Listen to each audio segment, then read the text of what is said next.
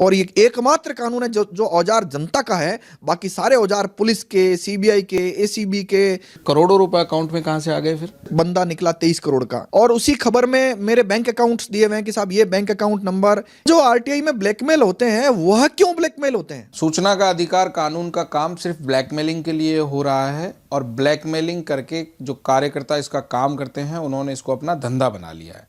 ये हम नहीं कह रहे, ये कह रहे हैं सुप्रीम कोर्ट के एक जस्टिस। हमें अब टिप्पणी की है एडवोकेट गोवर्धन सिंह परिहार ने, जो खुद आरटीआई से जुड़े हुए हैं। गोवर्धन जी, सबसे पहले तो ये जानना चाहेंगे, दुख आपको ही हुआ क्या कि ब्लैकमेलिंग कह दिया अगर आरटीआई करने वालों को? देखिए, हमारे देश में जनता को कैसे काम करना चाहिए, अपराध करने पर क्या सजा मिलेगी, ट्रैफिक नियम क्या पालना करना चाहिए, यह देश में अनगिनत कानून बने। एकमात्र कानून बना कि जनता अपने टैक्स के पैसे का क्या उपयोग हो रहा है यह पूछ सकती है, वह था आरटीआई।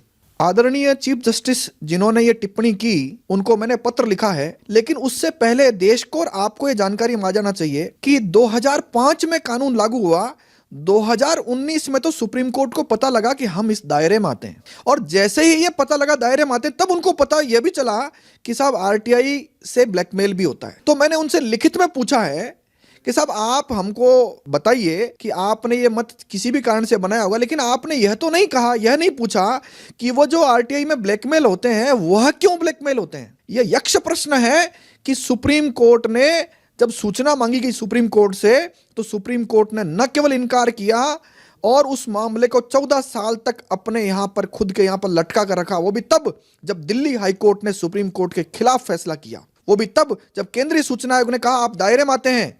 और ऐसी सारी स्थितियों के बावजूद सुप्रीम कोर्ट ने उस मामले को दिल्ली हाईकोर्ट के फैसले को स्टे करके 2019 तक लटका कर रखा, और 14 साल तक कानून के दायरे में पता नहीं था उनको। अब अचानक उनको पता लगा है, और उन्होंने एक बात और कही कि सूचना के अधिकार का उद्देश्य केवल यह है कि केवल वह सूचना मांगना जो उससे प्रभावित करती है। मैंने चीफ जस्टिस साहब से पूछा है पत्र लिख करके कि साहब आपने ये उद्देश्य कानून की कौन सी पुस्तक में पढ़ा है? हमने तो सूचना के अधिकार का जो उद्देश्य लिखा हुआ है पहले पेज पर प्रस्तावना लिखी हुई है उसमें पढ़ा है कि लोक प्राधिकरण के किसी भी काम में पारदर्शिता और जवाबदेही को बनाने के लिए यह सूचना का अधिकार जो लाया गया है।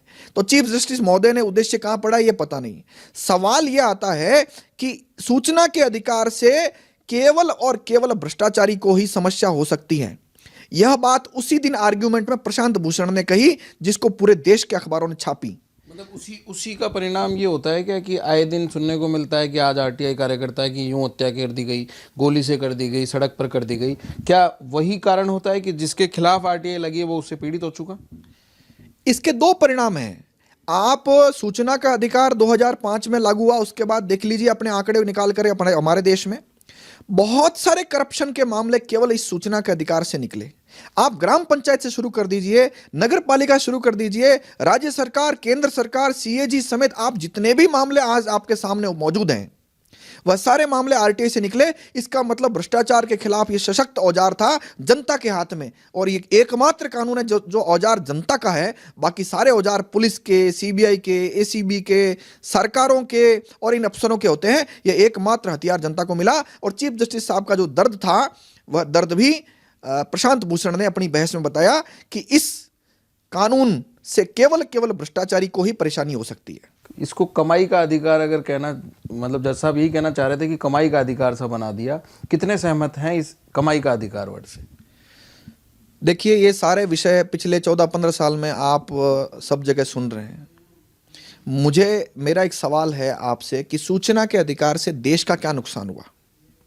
और मैं कह रहा हूं कि यह कमाई का अधिकार उस दिन समाप्त हो जाएगा यदि चीफ जस्टिस ने अपने आदेश में यह लिख दिया होता कि जो सूचना देय है उसको स्कैन करके वेबसाइट पर डाल दीजिए, जिसकी कॉस्ट मात्र कुछ लाखों रुपए की ही आएगी। तो अगर यह पैसा खर्च कर दिया गया होता तो ना तो कोई ब्लैकमेल होता, ना ही कोई ब्लैकमेल कर सकता था। इसके कारण यह है कि कमाई का औजार नहीं बनाया जा सकता, नहीं औजार बना है। यह तो उन भ्रष्टाचारियों को परेशानी है जो यह लोग सज्जन लोगों के मुंह में डाल रहे हैं। अन्यथा किसी भ्रष्टाचारी से पूछिए उसी को क्यों परेशानी है आरटीआई एक्ट से। मैं बहुत सारे ईमानदार अफसरों को जानता हूं, बहुत सारे ईमानदार जजों को जानता हूं, वह स्वयं कहते हैं कि देश में अगर कोई कानून इस जनता के हाथ में आज शानदार है तो वह स्वयं अफसर और जज कहते हैं कि इससे शानदार कोई कानून हो नहीं सकता। हमने पिछले दिनों एक अखबार में पढ़ा था, बंदा निकला करोड़पति। गोवर्धन सिंह एक साधारण से परिवार से निकला हुआ आरटीआई कार्यकर्ता है, लेकिन करोड़ों रुपए अकाउंट में कहाँ से आ गए फिर? देखिए, इन सवालों के कई सारे जवाब मैं पहले दे चुका हूं। जब भी आप करप्शन खोलने चलोगे तो बहुत सारे भ्रष्टाचारी मिलकर आपके खिलाफ मुकाबला करने की कोशिश करेंगे। कोशिश भी कैसी? नाकाम कोशिश, असफल कोशिश। इन अखबारों ने जो छापा, जैसे आपने बताया, शीर्षक बंदा निकला 23 करोड़ का, और उसी खबर में मेरे बैंक अकाउंट्स दिए हुए हैं कि साहब ये बैंक अकाउंट नंबर, यह ब्रांच, इसका बैलेंस ये, और ऐसा करके उन्होंने लिखा। आपने खबर पढ़ते समय यह नहीं देखा कि पैसा कहां था? बैंक में था। तो कोई भी बदमाश, गुंडा, डकैत, भूमाफिया या कोई ब्लैकमेलर अपना पैसा बैंक में नहीं रखेगा। अब सवाल आता है, बैंक में रख रहा है तो फिर इनकम टैक्स ने क्या किया? तो वही इनकम टैक्स जिसने मेरे अकाउंट्स की स्क्रूटनी करी, और स्क्रूटनी करके आज तक 1 रुपया पेनल्टी मेरे पर नहीं लगाई है, आज तक पूरे जीवन में।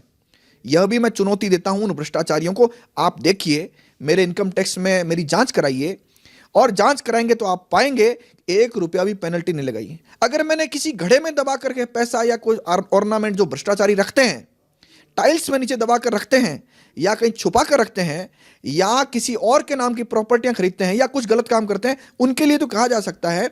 लेकिन अगर कोई बैंक में पैसा रख रहा है तो मुझे लगता है कि यह बात गलत है। मैं साधारण परिवार से आता हूं, मैं स्वीकार करता हूं, लेकिन जो मेहनत करके इनकम टैक्स में रिटर्न फाइल करके टीडीएस कटवा करके जो मैंने टेलीकॉम का व्यवसाय किया, आज उस व्यवसाय के बाद कुछ परिस्थितियों के चलते मैं इस वकालत के क्षेत्र में हूं।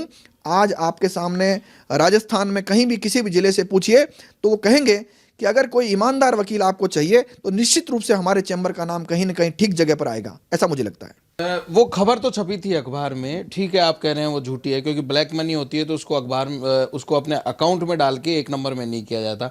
तो फिर ऐसी खबरों का खंडन क्यों नहीं करते आप? देखिए, आप खबरों के खंडन की बात कर रहे हैं, मैंने एंटी करप्शन ब्यूरो में एफआईआर दर्ज करवाई ऐसे अखबार वालों के खिलाफ। न केवल एफआईआर दर्ज कराई, बहुत सारे अखबारों ने उसका खंडन भी छापा और यह कहा कि हमसे भूल हुई है, गलत खबर छापी गई है। तो यह तो निश्चित रूप से तय बात है कि बेईमान किसी हद तक आपका मुकाबला कर सकता है, स्थायी रूप से आपका मुकाबला नहीं कर सकता।